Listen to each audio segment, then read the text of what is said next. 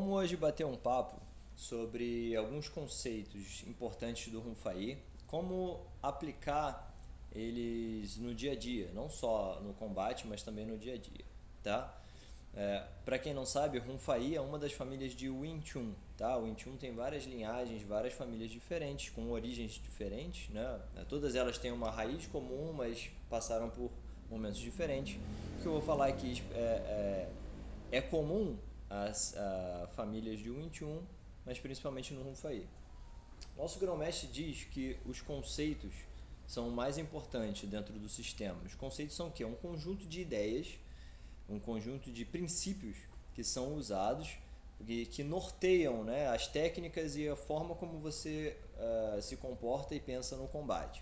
Tá? E esses conceitos, esses princípios, eles podem sim ser aplicados em diversas situações diferentes. Na verdade, a ideia do conceito é que ele, justamente por ser uma ideia, por ser algo abstrato, ele pode se tomar forma e ser aplicado de mil formas diferentes, tá? Então, existem vários graus de profundidade dentro de cada um dos conceitos, de cada uma dos princípios, como se fosse uma cebola, tá? Nosso grão-mestre diz que é como se inicialmente a gente pega a camada externa da cebola, né? Você vai descascando a cebola, é a mesma cebola, é aparentemente a mesma coisa, mas ela tem camadas cada vez mais internas, assim como a cebola tem várias camadinhas, tá? E o conceito que a gente vai falar é um conceito bem comum, né? Até muitas pessoas conhecem hoje em dia, que é o da linha central. Na verdade, a gente vai falar de dois conceitos principais, que é a linha central. Linha central é o nosso eixo vertical, tá? E se você ficar em pé, ereto, né, e girar o seu corpo nesse sentido, você está girando em volta da linha central, tá? Como se você fosse uma azeitona espetada por um palito e você girasse essa azeitona. A linha central é como se fosse o palito, ok? Não existe uma estrutura física exata no nosso corpo que seja a linha central, como a coluna, por exemplo, né? Até porque a coluna tem curvaturas, ela se move. Né? Ela é um eixo metafísico, né? Assim como o nosso centro de equilíbrio, por exemplo. Né? Existe um lugar no nosso corpo, ou em qualquer objeto, né? Você pode calcular onde é que está o centro de equilíbrio ali. Você sabe onde é que é aquele lugar, é um conhecimento metafísico, né? Mas ele afeta o funcionamento físico. Então você sabe, se você apoiar um objeto dessa forma, se você apoiar em certo ponto, ele consegue se manter equilibrado, tá? Então essa é a ideia do conceito que está por trás do funcionamento físico das coisas. Então, um dos conceitos, um dos subconceitos, digamos assim, né, que está por trás da linha central e do ângulo frontal. O ângulo frontal significa você procurar estar de frente para o oponente, né? Para poder usar, ter o máximo de uso dos dois braços e das duas pernas, né? Ou seja, das suas armas, de frente para o oponente, além de você estar com todo o seu aparato sensório, né? Voltado para o que você está fazendo.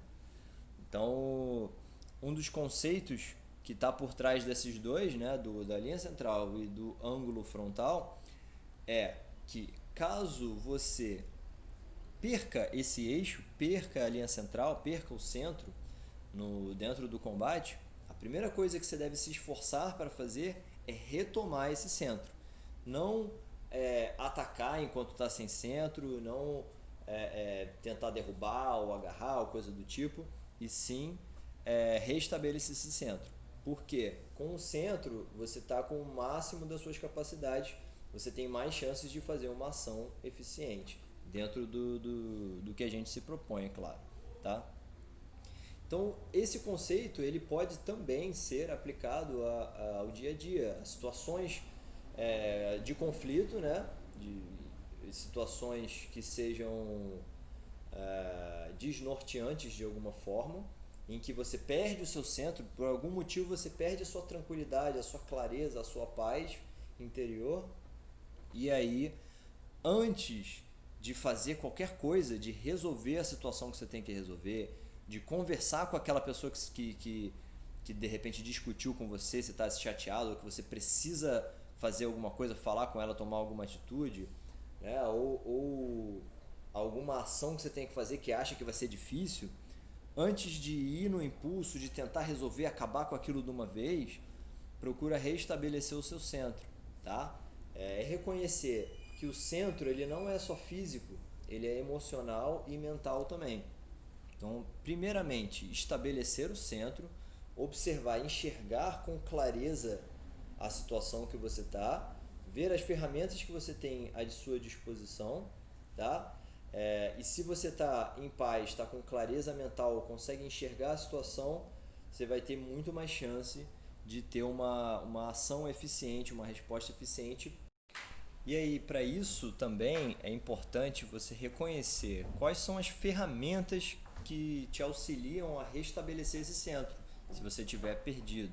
As duas coisas, na verdade, né? Como manter esse centro o máximo possível e caso ele seja perdido, como você restabelece. Então depende um pouco da situação, do tempo que você vai ter. Às vezes dar uma pausa e respirar um pouco, tomar um banho, ou então descansar, ou simplesmente dar uma volta para refletir, para tentar compreender a situação e aí tomar a melhor atitude. Então, assim, cada situação, cada pessoa vai ter suas ferramentas. E às vezes, em situações mais rápidas, né, que você tenha que restabelecer esse centro de forma mais rápida, você ter outros recursos também, coisas que te deem gatilhos mentais, né, que te ajudem nesse restabelecimento.